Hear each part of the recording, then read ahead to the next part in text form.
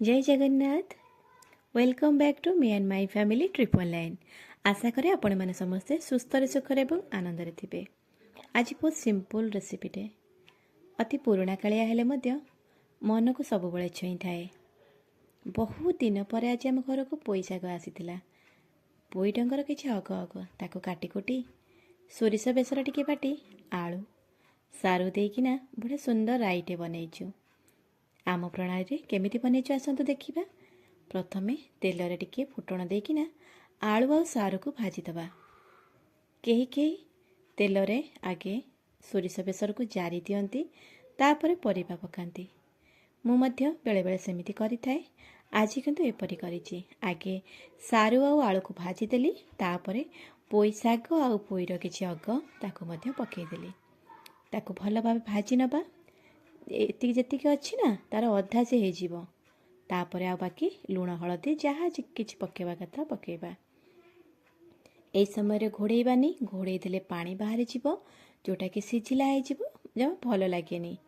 टिके किछि समय 5 मिनिट पाखापाखि एमती घांटी देले भाजी हो जाए बढ़िया लगे। निश्चिंत एमती बनईकरी खातु। पुराणा कालर जिनिस हेले मध्य शरीर पाई बहुत सुस्थकर। पोईरे भरपूर मात्रा आयरन थाए।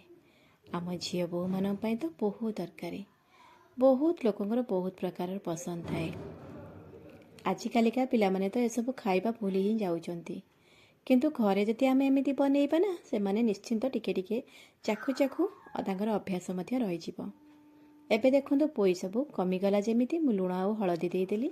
स्वाद अनुसार लुण आ टिके हलदी। बिना हलदी तो आमर रोसई नाही। तापरे जीरा सोरिष सुखिला लंका अल्प पियाज आ रसुण आखु देकिना गोटे पेस्ट कराइतिला बाटण ताको पकई दबा। एबे ताको 10 मिनिट पाखापाखि कषि नबा। कषि नेले से टिके सोरिष मध्य टिके भाजी हो जिवो। आमर राईटा बहुत बढ़िया लागिवो। एमती कषि नबा। वीडियो को संपूर्ण देखिबा, लाइक करिबा, सांगसाथी मानक सहित शेयर करिबा आ किछि कमेंट दियंतु। एते कष्ट रे बनईछि आपण मानक पई। काले भूली जाउथिबे पुराणा रोषेई को। देखंतु अल्प पानी दे देथिली सिझिबा पाई। पानी सुखी गला परे एमती किछि समय ताको एमती खेला खेली करिदबा। हमर कंप्लीट हे जिवो। सोरिष बेसर राई बा पोई राई जे मानको पसंद निश्चिंत कमेंट रे जणांतु। नुआ देखुथिले सब्सक्राइब करंतु। पुणी देखा हबो आउ किछि एमती नुआ पुराणा रेसिपी सहित किछि कथावार्ता। से पर्यंत जाय रहुछि। आउ नुआ रेसिपी आनिले आपण मानक सहित देखा हबो। रहुछि नमस्कार।